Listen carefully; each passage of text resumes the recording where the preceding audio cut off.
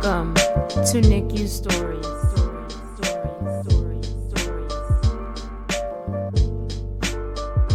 Hey, everybody. Thank you for tuning into NICU Stories. I'm Nakia, your host, and today I have Adam Wood on today.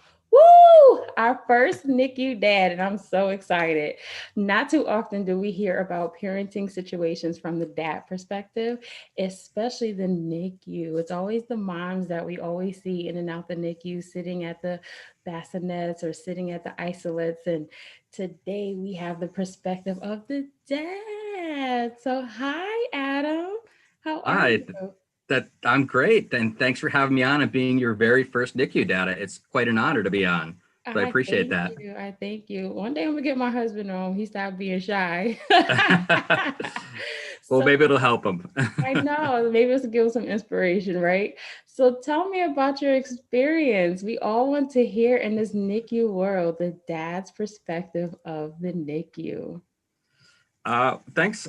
Yeah, our journey was a lot like a lot of other parents that are out there. And just a background, I'm the dad of a 25 weeker micro preemie named Brady, who was born at 1 pound 4 ounces at the Connecticut Children's Medical Center and Hartford Hospital here. Mhm. We spent 135 days during our NICU stay, as well as a couple other PICU stays at Connecticut Children's as well with that. But our story is very similar, like I said, to so many families that are out there. My wife and I were trying to have a child through in vitro. So we had gone through Yale Hospital here in Connecticut, and we didn't have as much success as we would like. So for a lot of families that are out there that have preemies, especially my family, we've had that similar incident happen with my sister-in-law. You're already kind of dealing with those kind of losses because you're so close. You're going through that process of the shots and all of that, and we'd get a couple days in and just wouldn't take. And that's a hard thing for us to deal with, but especially my wife. And originally we went through this process because my wife has a genetic disease called PKD, which her mom also had, which basically it causes cysts on the kidneys. And we were trying to originally see if potentially we could identify the marker through in vitro so that that would not be passed on. And that was a big worry for her, is that our son or daughter would have to deal with that. Unfortunately, we weren't able to find those markers, but we still decided to go on with the process. We finally, got pregnant. Very, very happy. My wife actually had to drive up to Albany, all the way up to there, 2 hours and back. She did like the lipid drips too, so she was getting fat dripped into her and all of that stuff. And I honestly, know she's all such a about it. trooper. Yeah, she's such a trooper. Getting the shots, getting all the scars. I became, you know, learning how to give the injections. So I know sometimes guys want to, get a little even with the wife over stuff, but like having to give her a prick wasn't my idea of A revenge. getting revenge. Like especially when you see the black and blues, and I joked because people would see it, and I'm like, please don't tell people I abuse you, because it looked like she was one of those victims. And those who have been through in vitro, the purpling and the scarring and all those things that women go through. And God bless you all for going through that, because if it was a guy, we would never have in vitro for sure. We would just be like, no, we're good. We're not doing that. Right. Uh, It's a lot. but yeah, it's a lot. And, we, along the way, our son was always kind of a little bit behind in the growth. And I've talked with parents that have had 23 weekers and their kid was up, 1 pound, 10 ounces, which doesn't seem like a lot, but when you're a micro preemie, those ounces are just so significant. They are. And Mhm. at one point we got to the appointment, and the doctor had said, we don't think it's good to carry on, and potentially we might want to abort the baby at that point. And we were about 23 weeks or so in, and Wow. that had obviously upset my wife. She just wanted this so much. We had wanted it so much, and she's such a great person and such a great mom. And we ended up having to be admitted because her blood pressure rose, and we were there for a couple of days. The ideal goal was to get us to 28 weeks, which is kind of the goal for a lot of the pregnancies, and you're kind of past that point where it's a little bit more viable. But we only made it 3 or 4 extra days. And I came in on a Friday, and on May 25th, my son was born. I walked in, and my wife's like, "We're having a baby today." I'm like, "We're what?" And the emotions were so crazy because you're excited because you're going to be a dad and a parent, and you're also scared because you don't know what to expect. And essentially, you're still supposed to have this whole trimester of things that you go through. And I really felt bad for my wife, especially because all the things that women and parents look forward to, but the baby showers that she didn't get to have, the painting the room and decorating, the cravings she hadn't quite got to yet, the guilty things, I can gain the weight and it's okay, don't judge me. And she Right. just never got to that point. And I knew she wanted it, but her blood pressure was well over 200. And for her kidney disease actually is part of the reason why it led to that preeclampsia, they think. But our son was born. I remember we were in surgery and they're back there. I felt like it was a pit crew at NASCAR because they had all these people in there and they're going back there, and you're expecting to hear that cry. You see that on TV, the cry, the baby comes out, that sigh of relief, and nothing. It was the silence. It was the scary part. And it wasn't until our nurse Sam had said he's got the cutest little button nose that I was like, okay, he's there, he's alive. I don't know what this looks like, because you just don't know what to imagine what a baby at that size is going to be. Right. And they kind of rushed him into the next room, and my wife was kind of getting sewed up and all that stuff, and so they allowed me to go in and to see him. And I remember thinking during it and after it how guilty I felt, because of the fact is she didn't get to see him. I, Oh. it wasn't one of those things. She got to see him really for a split second as they wheeled by. So they went into this room, and like I said, I went in there. There's a whole crew of people. There's somebody hand pumping him, one breath at a time, and there's all these people around, and you're getting a chance to see your son, and you're like, this is scary and great, and I don't know what to feel. And I wished my wife was there because I felt guilty. What if that had been the last moment he was alive? You don't know what to expect. Right. And Right. she would again be robbed of that. And I felt very guilty about that. But I also knew that I had to reassure her he was okay. So Such an amazing husband that you're just so mindful of what your wife is experiencing, what she's missing out on. And I just love that you're sharing this aspect, that you're actually being mindful and considerate of how she's feeling and what she's not experiencing. That is just so amazing to me. Okay, keep going. oh, thank you. Yeah, and it was important because part of the reason why we got married is not just what good of a person she was, but I knew she was going to be a great mom. Like, she just had those traits. You look at somebody, you're like, that is going to be somebody's mom who's going to love them so much and be such a great part of their life. And I knew how important that was to her. So, they'd taken him down and kind of wheeled him. So she got a quick chance to glance at him like a paparazzi and really couldn't see much. There's all these, things in there. And we rushed her out. And I remember the first time we kind of laughed a little bit was we had brought her downstairs and they're like, okay, Mrs. Wood, it's time for you to start pumping. And she's like, say what? Like, I haven't got the lactation classes. I'm not ready. Like, are they even going to go? Because it's like 3 months early. And I remember she was so drugged up with the stuff that they gave her. She couldn't even like lift her body to lean forward into the pump. And I know she'll probably be embarrassed by the story, but I still tell it. I had to hold her up while she like held her breast up to pump in to go in there. And it was like a 2-person team. So she could just go in and, it all kind of worked out. But I remember she's like, I can't feel anything. You're going to have to do 80% of the work. So I'm lifting this dead weight person up so she could do all that, and start that process. And, everything worked out great. We were able to get that process. I know that's a hard part for a lot of women. Some of them never do. Some of them are great. So we just kept going along with that. And I went downstairs and got the tour, and I met the first person that was going to be an integral part in our life, our nurse, Ellen.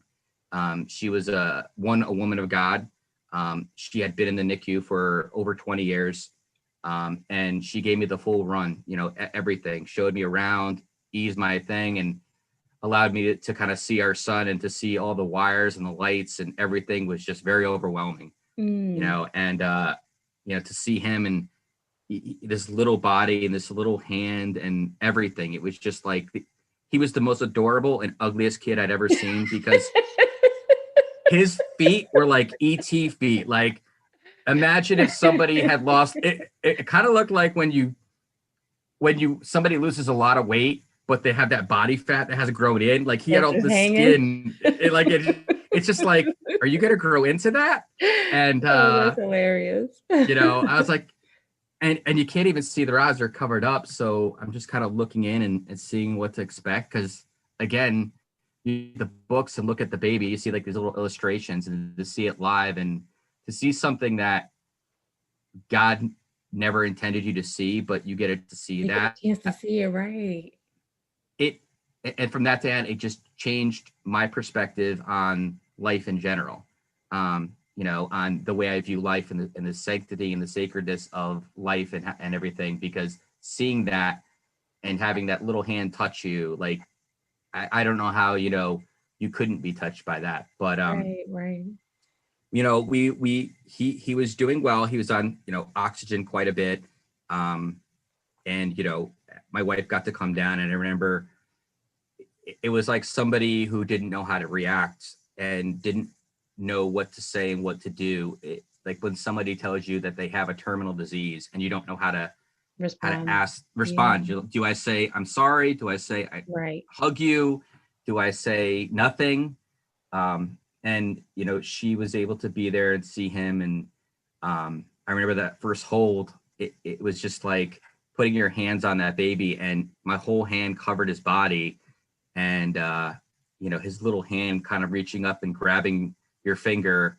And it's just so small, but it almost felt like everything stopped at that moment. You were the center of the universe in that moment, because that little hand was grabbing onto you, and that was your first kind of connection with him. And so that was definitely our first day or so was definitely, I guess, normal for NICU parents.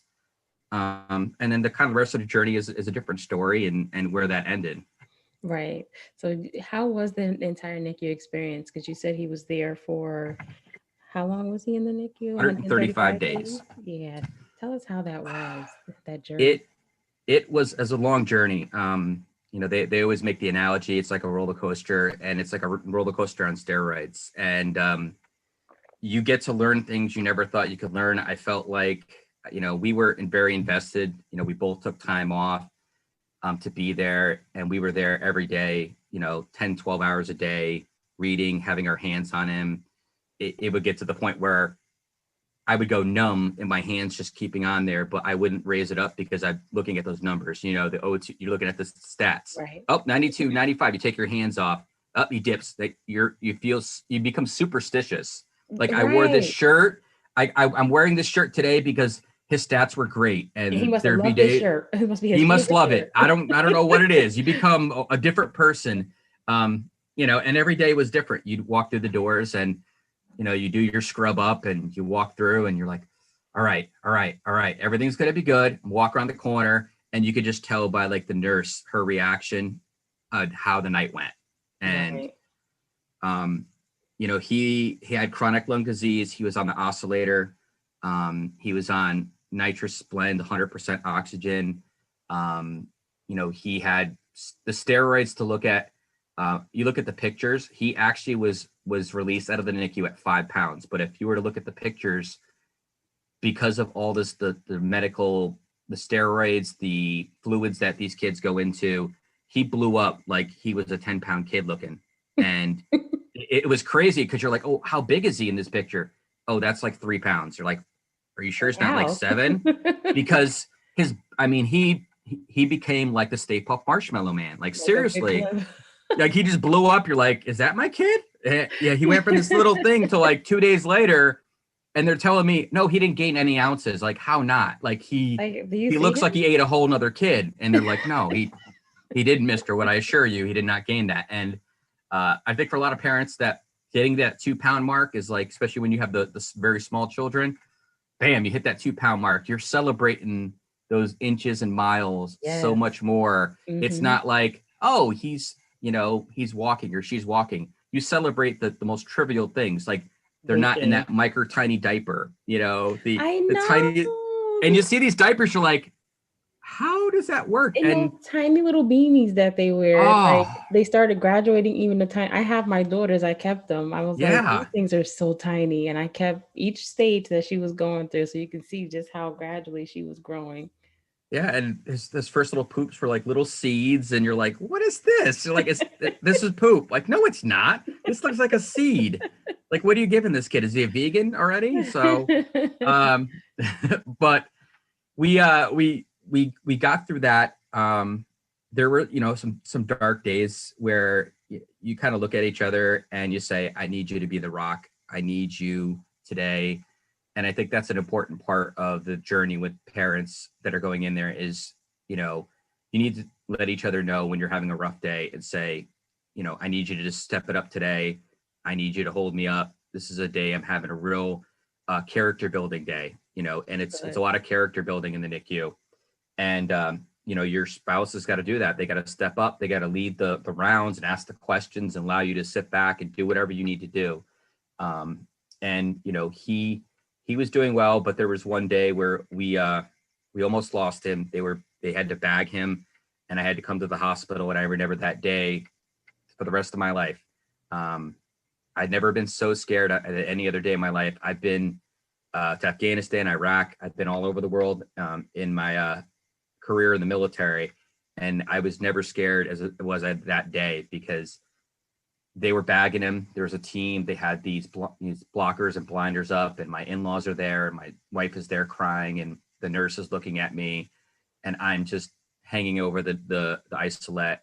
The tears are just hitting the top of it like just rain, because I wanted it so bad. We were so close, and they're Oh, saying, well, maybe it's his time, and I'm like, it's not. It's I'm not not his receiving time. that. Like, Come on, Dad. and yeah, I made a lot of deals with God that day, and I joke around, but the fact is that if he ever comes a calling on those, I understand, because I said so many prayers in the chapel, and I said, if right now I'm happy, just let him be a long life, let him be happy. I'm okay with it. I got to see him, and we even had the pastor come up and baptize him, and they get this little shell, and they just put a little water and they baptize him just in case something were to happen.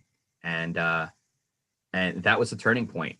And with God and the miracle of doctors and nurses, he started to take that turn, the next couple of days. And then eventually he got better and better. And Love it.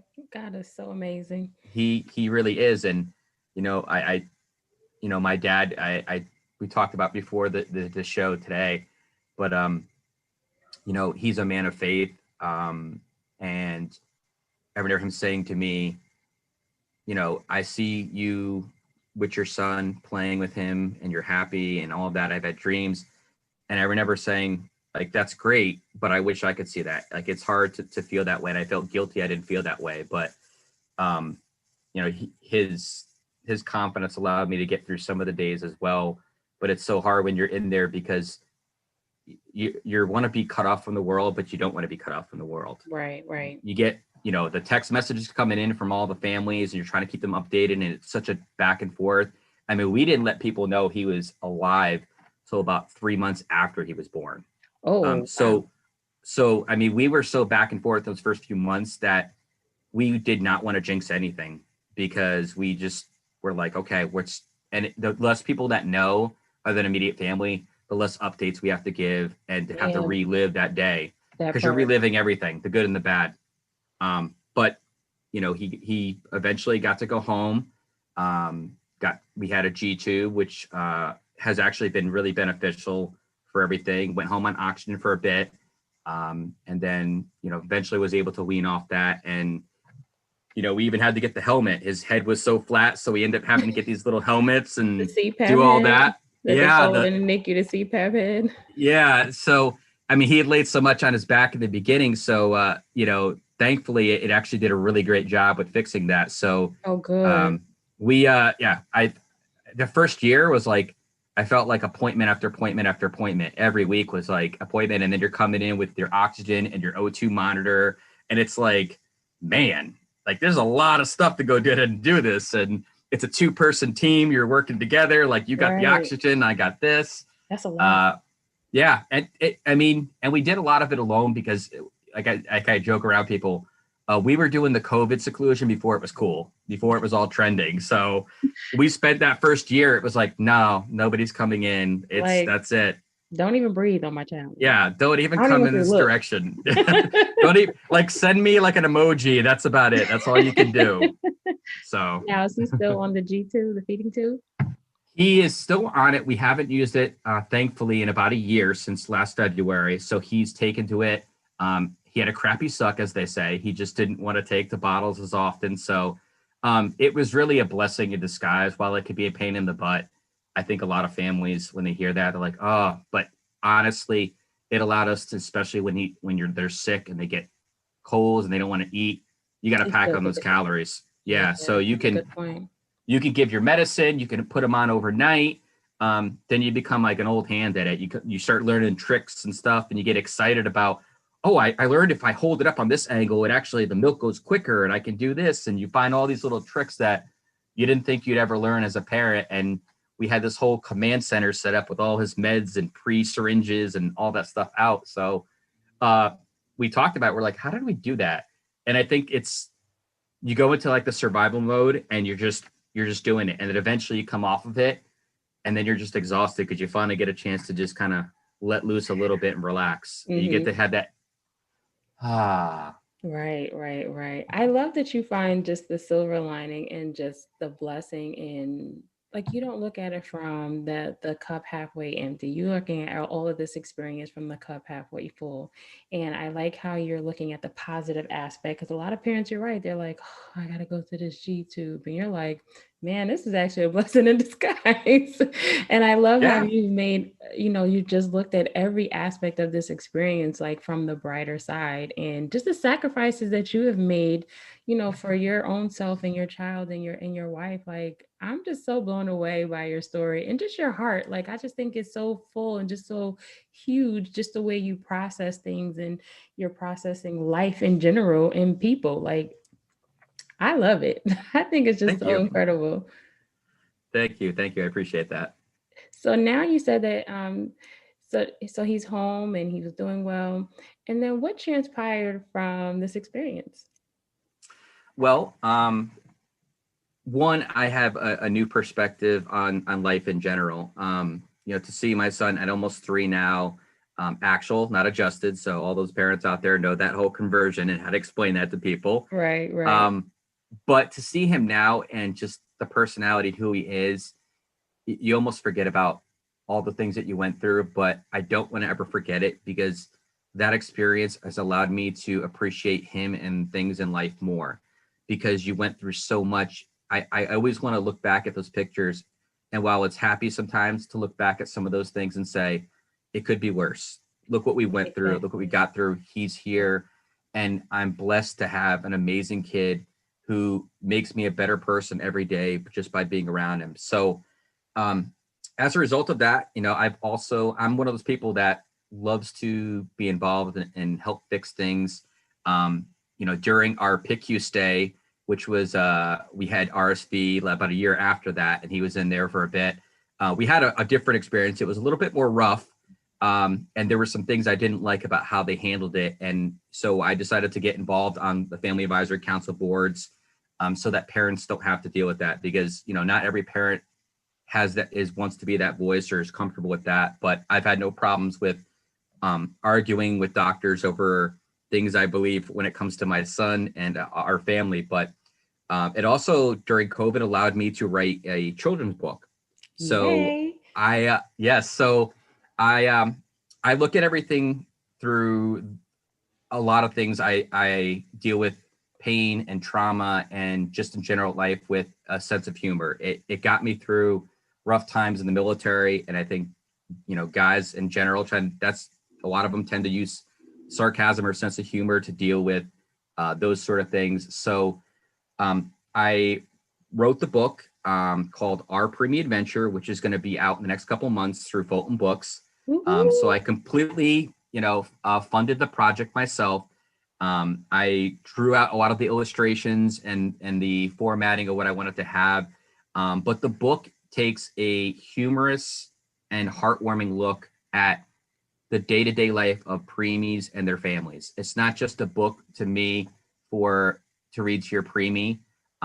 It's a book for mom and dad to look back or to show their kids 10 years from now or 5 years from now what it was like.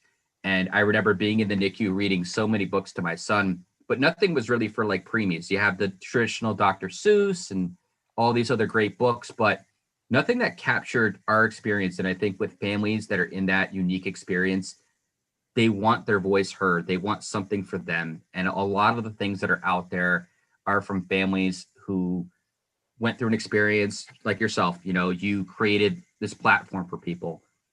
They create books, they create clothes, devices, apps, things like that, because they want to help other people and families and improve and continuously improve. So this book really takes all like the milestones from, your first outfit to coming off CPAP to getting a G-tube, to your first bath, and some of the funny experiences that you go through as a parent in general, but especially a NICU parent because it's a bit different. And those things that you celebrate that everyday parents are like, okay, and you're like, I get to finally wear an outfit, and all the things, the emotions that you go through under the guise really of humor, because a lot of it is heartwarming, good stuff. But I really wanted the book to be something that you could look at and laugh at and say, yes, that's such a preemie thing. That is such our life. That is such what happened yesterday or last week or when we were there. And you start looking back on those days and going with a little more fondness in your heart. You start thinking on the funny times and the experiences that were good as much as one can be in the NICU, and going from there. So I'm right now, hopefully the book will be out very soon. I'm working on, it's on final cover design, which is set up. And right now I'm just looking to get the message out, to work with organizations. I'd like to be able to donate these books to families, to NICUs, to organizations. There are so many out there. So if anyone is out there listening or knows organizations that's interested, you could reach out to me at ourpreemieadventures@gmail.com. I'm also working on building preemieadventures.com right now. So that will be up soon, and people can go on there. When the book comes out, they'll be able to donate as well. So I'll have a fund set up, and every month I'm going to donate to one neonatal unit, no cost, as many books as possible to them, so that those families can have that. I've been in talks with a lot of them from, the the Children's National Hospital in Washington, D.C., to the NICUs here. And I'd love any family out there that wants to, even just donate 1 or 2 books or get in contact with organizations, reach out to me. This project is not about making any money off of this. It's about allowing people to have a voice, to help them get through the tough times, to know that they're not alone, that their experiences are shared. While they may feel lonely in that isolate, and when they go home in that car ride, that there are many families that feel what they went through, and that there is a silver lining at the end. So if you're interested, you can certainly check that out. We'll post more about it. We're also, like I said, on Instagram and on Twitter as well. So you can look us up there, and we're going to continuously share humorous moments, updates, and share with organizations that are doing great work for children that are out there and sharing their stories as well. I love, love, love it. And one thing I have to say, I absolutely love about what your book is going to do for families, that I was talking to a mom, I want to say it was last night. And, when you're going through the NICU experience for the first time, you don't have anybody holding your hand. They're not walking you through the process. They're not telling you what to expect. The only advice you get, or the only highlight you get or insight you get, is that it's going to be a roller coaster ride. But you don't know to cherish the first bath, where most families, they get to take their baby home, and a bath is a bath, like it's something normal. But you're cherished because they don't get a first bath when they're first born. Like it's some weeks sometimes before they get their first bath. So you cherish the first bath, you cherish their first outfit, because my daughter didn't get an outfit right away. I didn't even get to hold her until she was 2 weeks old. So Oh, I believe this book will give them some insight of what to expect and what to cherish and take the time to hold on to certain moments, because you don't know going in through it. And sometimes some people just going through it like a breeze, or just breezing through it because they're just trying to get through it. But then when you talk about it, like for me, like I'm talking about it, I'm just like, I know that moment. It's like you kind of remember how you felt in that moment. So to have a book where you're not only just reading it to your baby because they want you to read, and it really does help with their development, but yep, it's also giving you some insight of what this journey is going to be about, and hope, because you're going to get through this journey because somebody else got through it, and there's so yep. many others who get through it. So I'm so glad at the content of your book, because I think if I would have had something like that myself, it would have helped me with this journey a lot. It would have helped me with that journey with my daughter a little bit smoother, because I felt alone. And I'd It, had, no idea what to expect or to experience. yeah, it's a trying experience, and a lot of the things that are out there, as far as what to expect, like you get that while you're in the moment. There's no, very often you don't know you're going to have a preemie kid, so you're just kind of thrust into this situation and living it, and then you're just trying to read up on all these things that are going wrong and researching. um, but yeah, I mean, to have an ability to look ahead and have something to look forward to any parent that's out there that may be listening, as you said, cherish the moments that you have, because these experiences will allow you to cherish your child so much more as they get older as well. You're going to have an experience that no other parent is. And understand as well, I think the other thing I would say is don't judge anyone else's journey. I think Good, that's good. a lot of people look at, as a case in point, so we had a couple, very fantastic couple right across from us, and we had talked with them. We had dropped off little gifts for their little one, and she was Oh, born that literally was a day nice. before our son, and same timeline. She got to go home a month and a half early before our son, and I remember we my wife was like, why do they get to go home, and like the, all this other stuff. And you look back and you start realizing that everyone's journey is different. And what we found out was a year later when we ran into them that she had brain bleeds and had issues where she couldn't have her motor skills weren't great, and she couldn't roll over at that point and doing a lot of things. And while it looked great and she wasn't having issues with breathing, her story was much more in depth. And at least at this point, we were blessed where our son was developing. He was on oxygen and other stuff, but he was at a better point down the road. So don't judge everyone's journey. And there are going to be people that are going to say, I know how you feel or whatever, shrug it off. Like some people are going to say, I know how you feel. My son was in the NICU or was in the hospital for 2 days with the flu. You're like, 2 days and 145 days are a little bit different, Chief. But A little I different. think a lot of people mean it the right way. It just comes off a little bit different with that. Especially So when it's, you're in that experience, you're like, it's not the same. yeah, I no, it's like open heart surgery and a pinky toe being removed. A little bit different there, but and communicate. The biggest advice is communicate with your spouse, your significant other. Talk along the way. Don't judge each other. Right, There's right. going to be days you're going to have some dark feelings, and you've got to get that off your chest, because if you let that stay in, it will dwell in your heart. It will ruin you. It will make you just a completely different person. Allow that person to say what they want to say, judgment free, get it off, and move on to the next day. And if you got to get through that, it's minute, that hour, that day only, and you have to focus on that, then do so. But have hope that there is a light at the end of the tunnel. And whether that tunnel's shorter or longer, there will be light there, and you will look back and you will cherish these moments, and you will have a new outlook on life because of the experiences that you went through. Right. I love that you said not to judge anyone else's journey, because I felt the same exact way. I was like, why is everybody else going home? And they tell you like they can go home at 4 pounds. I'm like, well, she's 4 pounds now. Like, why is she still here? Now we're going to a second hospital. Like, why isn't my. Yeah. But the key thing that you said was, I, after the fact, I thought that I felt the same exact way. I was grateful that she stayed, because she literally came home without oxygen, and they said that she would. They said that she would have these learning disabilities, and she doesn't.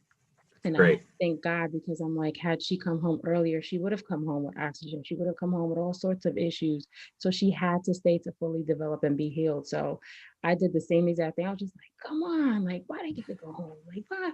What's going on? Like, you just get all frustrated. Like, I'm doing everything possible. Then you start We having this parent guilt because you're like, well, maybe I need to come every day, all day. Maybe I need to sit here 8, 10 hours a day. And it's like, do your best, but don't kill yourself. Yeah, and I mean, there's times you look at it, you go, I'm doing everything right. I'm reading, I'm spending every day. And then you see some parents that just never show up and, they're never there. And you're like, that kid has no issues. And I'm here every single day praying and holding and talking and Yeah. reading and singing. And again, kids develop at Numbers their are own just going up thing. and down. Like, Yeah, their stats are like, what's going on? You don't know what to do. But, honestly, read to your kids. You can read this book or any book. I mean, I read a history book at one point. I read oh, he's the going to be able to Preemie, famous. the Preemie book about like, you have, chronic lung disease, which is a respiratory. I would read anything to him, the tone of my voice for hours because his stats would go up. So Wow.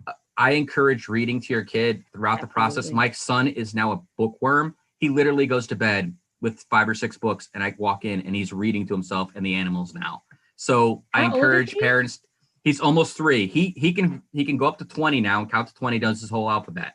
Like he is great, amazing. But yeah, it's take it one day at a time, and everyone's journey is different. But your journey is unique to you, and God bless everyone that's out there right now that's going through it. I know what you're going through, but I'm also it's not my journey as well, so I don't know fully about that. But Right. know that a lot of parents like you and I are praying for them and want them to come Exactly. out on the other side in a good spot. Exactly. And I have to piggyback when you said the reading. I agree. The reading is very important.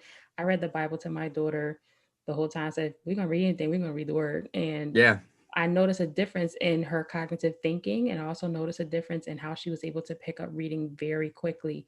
I didn't do the same with my son, and I see a difference. So the reading is very important to read to them. Read to them while they're in the womb because they're picking it up. Read to them while they're yeah, babies. Read to them while you're, doing the kangaroo. Like, the reading is very important. It really does something different for their brain. I really believe that, and their cognitive thinking. of Thank course. you so much for sharing. And I even have to ask for some words of encouragement. You're just a whole full ball of encouragement, and I Oh, absolutely thank you, love it. So thank you thank you. so much, Adam. I just think you just gave such a great perspective from a dad's point of view, and just a parent period going through the NICU experience. But I love your journey, and I love your story, and I love the perspective that you have and that you're sharing. I just really believe your episode is going to be a blessing to many people, especially the NICU dads. Not to make any NICU dad, guilty who wasn't there and wasn't as hands on, but just to hear another perspective of a dad who was hands on and wanted to just really be a part of this experience and really be a team player with his wife. So I love your story, and give your wife all the love, and we're I will. praying for her because we do want to point out to keep her in prayer because she is waiting for a kidney, and we're going to keep her lifted in prayer for that. And if anyone knows of kidney donation foundations or any type of information, please reach out to Adam and his wife to be of help and of service to them if you can. But Adam, I thank you so much for tuning in. Well, not tuning in, but sharing your story with us. And I thank you to all the listeners tuning into NICU Stories today and hearing Adam's wonderful story. Please go out and support his book. Are you doing a pre-sale or like a pre-order type thing, or you're We're just going to work on donating getting the a book? pre-order. But if you're looking to buy a larger number of books or do a donation, as I said, reach out to our Preemie Adventures at Gmail. And then when I have the website up, hopefully within the next month, you can also reach out to me there. And if you're looking this way, I can get those just books at cost if they want to do a mass donation. So I have like discount costs for author cost. I can just have them shipped out and cover all that cost for them. So they don't have to go on Amazon or Barnes and Noble. They can get just straight whatever the cost of the book is and support that. So any organization that's looking to advocate for families or in and out of the NICU, I'm looking to work with all of you and really help as many people out there as possible because they need that hope, that reassurance, and they need a little laughter in their life because Lord knows it's not an easy journey to find a lot of laughs there. Which that's why I'm more excited for you to have this book, because we want to lighten up this load, right? Mm-hmm, So we're mm-hmm. going to be posting it on NICU Stories on Instagram and NICU Stories on Facebook, and we're working on our website, so we'll get that up too. But we definitely will keep you guys posted on when his book comes out and get you guys connected to him as well. So thank you again for tuning in to NICU Stories with our NICU Dad, Adam Wood. Have an amazing day, you guys.